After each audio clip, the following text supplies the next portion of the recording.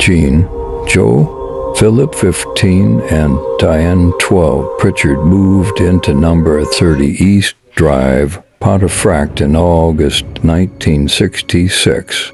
Almost immediately, during the hot summer bank holiday, Philip and his grandmother first witnessed a baffling phenomenon, a fine layer of chalk-like dust, falling not from the ceiling, but from a level below head height, in an effort to clean up before Philip's holidaying parents' return.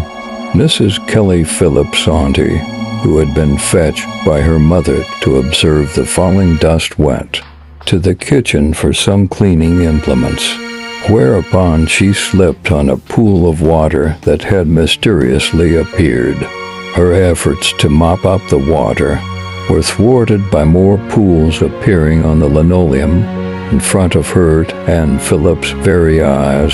This was the beginning of several years of incredible, inexplicable events, green foam appearing from taps and toilet even after the water was turned off, the tea dispenser being activated, resulting in all the dried tea cascading onto the work surface, lights being turned off and on, plants leaping out of their pots and landing on the stairs, cupboards shaking violently, photographs being slashed with a sharp knife, and an endless list of levitating and thrown objects, including a solid oak sideboard, dubbed Mr. Nobody by the local press in 1968.